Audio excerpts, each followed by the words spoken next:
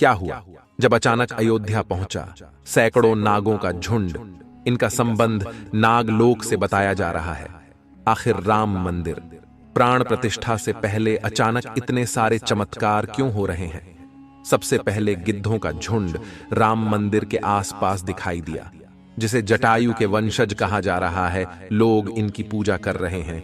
इसके बाद कुछ भालू अयोध्या में अचानक से देखे गए, जो कि जामवंत का प्रतीक है।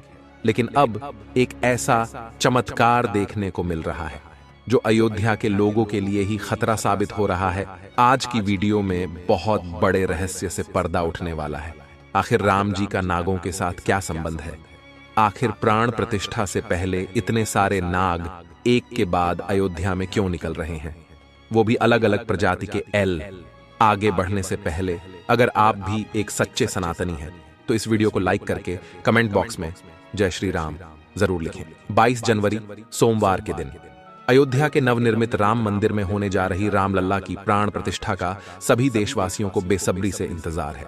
राम जी के भव्य स्वागत की तैयारी जोरों शोरों पर है।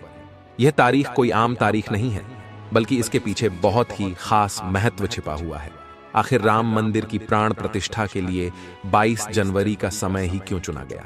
इसके पीछे का रहस्य जानकर आपके भी होश उड़ जाएंगे। त्रेता युग में प्रभु श्री राम का जन्म अभिजीत मुहूर्त में हुआ था। 22 जनवरी सोमवार के दिन मृगशीर्ष नक्षत्र में अभिजीत मुहूर्त का संयोग बन रहा है। यही कारण है कि इस तिथि को रामलला की प्राण प्रतिष्ठा के लिए चुना गया है। साथ ही यह भी माना जा रहा है कि इस शुभ मुहूर्त में रामलल्ला की प्राण प्रतिष्ठा करने से प्रभु श्री राम सदैव मूर्ति के अंदर विराजमान रहेंगे। लेकिन जैसे जैसे प्राण प्रतिष्ठा का समय नजदीक आ रहा है, वैसे वैसे अलग अलग प्रजाति के नाग अचानक ही अयोध्या में प्रकट हो रहे हैं, जो कि अयोध्या वासियों के लिए खतरा बनते जा रहे हैं। लेकिन गिद्धों का और भालुओं का संबंध तो प्रभु श्री राम से बताया जाता है। उन्होंने रामायण में उनकी सहायता भी की थी। लेकिन इन नागों का श्री राम के साथ क्या संबंध है?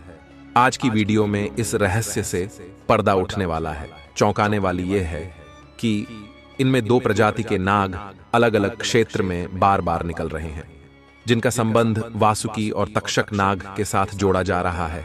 ऐसा कहा जाता है प्रभु श्री राम के भाई लक्ष्मण साक्षात अनंत शेषनाग का रूप है, और वासुकी नाग, तक्षक नाग और शेषनाग तीनों ही आपस में भाई है, जिसमें तक्षक और वासुकी नाग पाताल में निवास करते हैं और शेषनाग बैकुंठ में भगवान विष्णु की सेवा करते हैं। तो अंदाजा लगाया जा रहा है कि जब प्रभु श्री राम अपने भाई लक्ष्मण यानी शेषनाग और माता सीता के साथ अयोध्या धाम पहुंच रहे हैं, तो क्या शेषनाग के दोनों भाई पाताल में से उनसे मिलने के लिए बार बार प्रकट हो रहे हैं? दोस्तों, यह रहस्य बहुत बड़ा है, क्योंकि अयोध्या के क्षेत्र से जब एक सांप को पकड़कर सुरक्षित इलाके में छोड़ा जाता है, तो वही सांप पुनः राम मंदिर परिसर में भी देखा जाता है, जिससे कई बार मजदूरों को भी काम करने में भय महसूस होता है। लेकिन जय श्री राम का नाम उन्हें हिम्मत देता है। आप भी नीचे कमेंट बॉक्स में जय श्री राम जरूर लिखें। लेकिन दोस्तों, प्रभु श्री राम का नागलोक के वीडियो के साथ क्या संबंध है? वो सच्चाई जानकर आपके पैरों तले जमीन खिसक जाएगी, क्योंकि पूरे घटनाक्रम को मल्टीवर्स के साथ जोड़कर देखा जा रहा है, जिसे हिंदी में सृष्टि चक्र कहते हैं। मल्टीवर्स की सच्चाई जानकर आपके भी रोंगटे खड़े हो जाएंगे। जिस संसार में हम रहते हैं वो सृष्टि व विनाश के चक्र से गुजरती है। इस संसार के प्रत्येक सृष्टि चक्र को एक कल्प कहा जाता है। हर कल्प के 4 युग या 4 भाग होते हैं। दूसरे भाग या त्रेता युग में राम अयोध्या में जन्म लेते हैं और रामायण करके फिर से बैकुंठ लौट जाते हैं। यानी कि अगर आप इस पृथ्वी पर अपना जीवन यापन कर रहे हैं, आप जो घटनाक्रम कर रहे हैं वही बराबर घटनाएं किसी और यूनिवर्स या कल्प में आपके ही रूप के साथ पुनः होने वाली है या फिर हो चुकी है। आगे मल्टीवर्स की सच्चाई को साबित करने के लिए एक ऐसी पौराणिक घटना आपको बताएंगे, जिसे जानने के बाद आपको भी मल्टीवर्स की सच्चाई पर यकीन होने लगेगा। इस दुनिया में केवल 3 विद्वानों को मल्टीवर्स को देखने की और उनमें जीने की, टाइम ट्रैवल करने की इजाजत दी गई है। जिसमें पहले है वासुकी नाग, दूसरे हैं तक्षक नाग और तीसरे हैं काकभुशुंडी देव। तक्षक और वासुकी नाग के बारे में हम आपको बता चुके हैं, लेकिन सवाल उठता है आखिर काकभुशुंडी कौन है और आखिरी इन्हें प्रभु श्री राम ने अमर कैसे बनाया। वेदों और पुराणों के अनुसार काकभुशुंडी ने 11 रामायण और 16 महाभारत देखी हैं। वह कल्प के अंत तक अपने शाश्वत स्वरूप में जीवित रहेंगे। भगवान राम ने ही काकभुशुंडी को अमर बनाया था। कौए के रूप में अपने एक जन्म के दौरान काकभुशुंडी की मुलाकात बालक राम से हुई। प्रभु खेल रहे था और उसने उसे पकड़ने की कोशिश की। समय आने पर काकभुशुंडी को भगवान के मुख के दर्शन हुए। बालक राम के मुख में आकाश गंगाओं और ब्रह्मांड को देखने के बाद काकभुशुंडी ने भगवान राम से दूर उड़ना बंद कर दिया और उनके पास लौट आए। काकभुशुंडी ने भगवान राम को न पहचानने के लिए क्षमा मांगी। भगवान ने उन्हें दिव्य मुस्कान दी और काकभुशुंडी से उनकी इच्छा पूछी। काकभुशुंडी ने कहा कि वह भगवान राम के प्रति अपनी भक्ति हमेशा हमेशा के लिए करना चाहते हैं। काकभुशुंडी के प्रेम और समर्पण से प्रसन्न होकर भगवान राम ने उन्हें आशीर्वाद दिया कि काल काकभुशुंडी को नहीं मार सकता और वह इस कल्प के अंत तक जीवित रहेंगे, जिसके बाद सृष्टि के 27 चक्रों तक जीवित रहे। उन्हें अमरता का वरदान प्राप्त हुआ।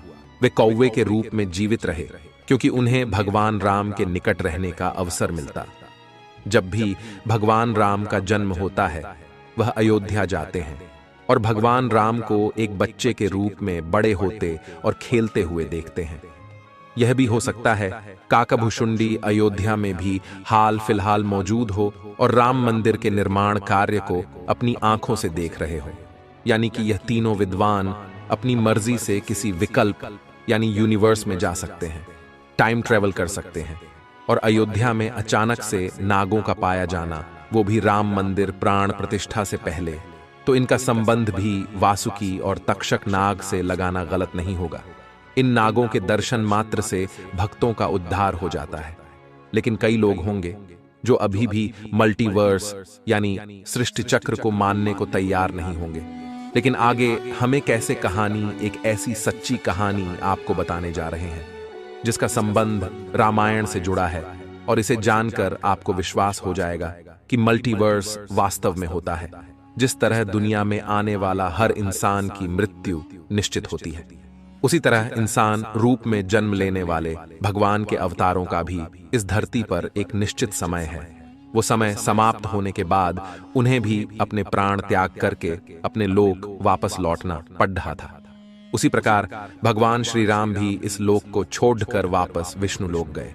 भगवान श्री राम के मृत्यु में सबसे बड़ी बाधा उनके प्रिय भक्त हनुमान थे, क्योंकि हनुमान के होते हुए यम की इतनी हिम्मत नहीं थी कि वो राम के पास पहुंच चुके।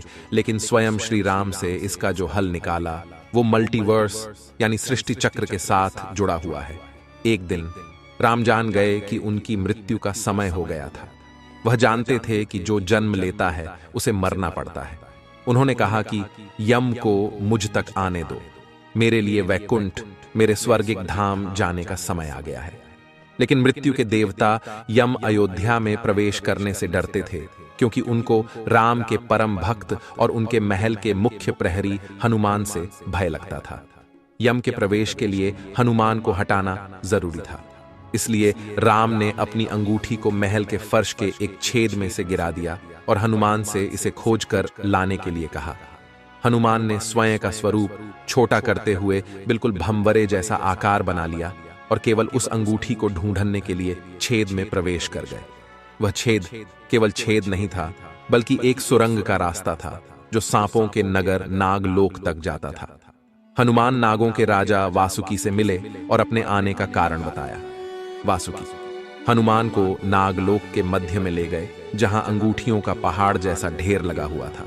वासुकी ने कहा, यहां आपको राम की अंगूठी अवश्य ही मिल जाएगी।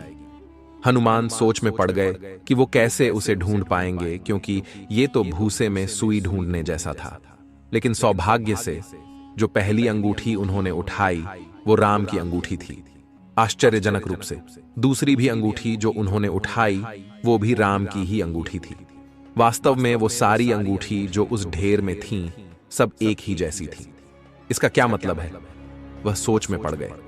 वासुकी नागबाले, जिस संसार में हम रहते हैं वो शुरू भी होता है और प्रलय के साथ उसका अंत भी हो जाता है। प्रत्येक कल्प में चारों युग आते हैं और समाप्त भी होते हैं, और हर सतयुग के अंत में एक वानर इस अंगूठी का पीछा करता है और पृथ्वी पर राम मृत्यु को प्राप्त होते हैं। इसलिए यह सैकड़ों हजारों कल्पों से चली आ रही अंगूठियों का ढेर है। सभी अंगूठियां वास्तविक हैं। अंगूठियां गिरती रहीं और इनका ढेर बड़ा होता रहा। भविष्य के रामों की अंगूठियों के लिए भी यहां काफी जगह है। हनुमान जान गए कि उनका नाग लोक में प्रवेश और अंगूठियों के पर्वत से साक्षात कोई आकस्मिक घटना नहीं थी। यही मल्टीवर्स का रहस्य था। यह राम जी का उनको समझाने का मार्ग था कि मृत्यु को आने से रोका नहीं जा सकेगा। राम मृत्यु को प्राप्त होंगे, संसार समाप्त होगा, लेकिन हमेशा की तरह संसार पुनः बनता है और राम भी पुनः जन्म लेंगे। इस घटना के बाद प्रभु श्री राम सरयू नदी में समाहित हो गए। उनके साथ अयोध्या का एक एक वासी भी सरयू नदी में समाहित हो गया। यहां तक कि कीट पतंगे और अयोध्या के पशु पक्षी भी सरयू नदी में समाहित हो गए। ऐसा कहा जाता है अयोध्या में जितने भी रहिवासी रह रहे थे वह सभी देवी देवताओं के ही अंश थे, जो प्रभु श्री राम की लीला को अपनी आंखों से देखने के लिए अयोध्या में रहवासियों की तरह रह रहे थे। जब रामायण काल पूरा हुआ तो वह भी प्रभु श्री राम के साथ अपने अपने धाम लौट गए। मात्र अयोध्या का भूभाग ही बच गया और वर्षों तक यह भूमि यूं ही पड़ी रही। बाद में श्री राम के पुत्र महाराज कुश ने अयोध्या को फिर से बसाया। इसका वर्णन कालिदास के ग्रंथ रघुवंश में मिलने की बात कही जाती है। रामायण के अनुसार कुश ने ही सर्वप्रथम पत्थरों के खंभों वाले मंदिर का अपने पिता श्री राम की पूज्य जन्मभूमि पर निर्माण करवाया। वहीं जैन परंपराओं के मुताबिक अयोध्या को ऋषभदेव ने फिर से बसाया था। भविष्य पुराण के अनुसार उज्जैन के महाराज विक्रमादित्य ने ईसा पूर्व में एक बार फिर से दूसरी बार उजड़ चुकी अयोध्या का निर्माण करवाया।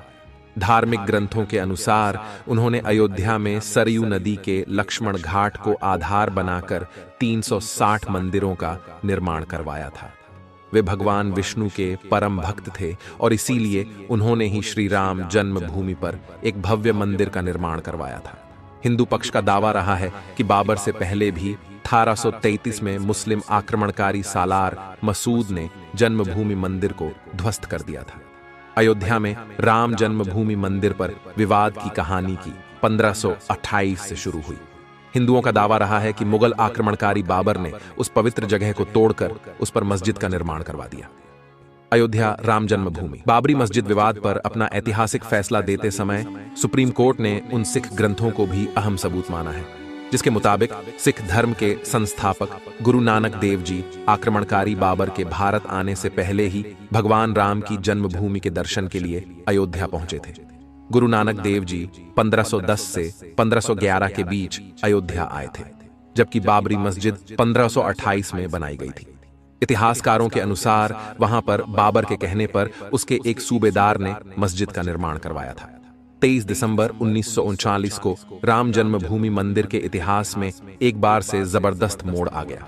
उस दिन रामलल्ला की प्रतिमा मस्जिद के अंदर अचानक से विराजमान पाई गई।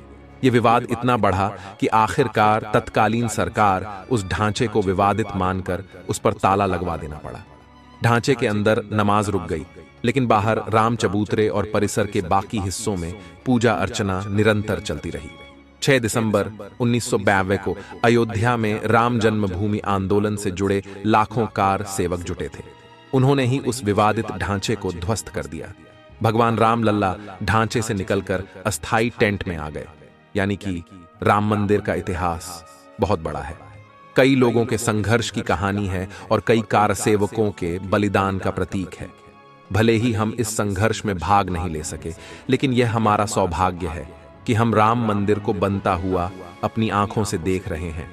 अगर आज की यह खास वीडियो आपको पसंद आई है तो सच्चे सनातनी इस वीडियो को लाइक करके हमारे चैनल को सब्सक्राइब जरूर करें।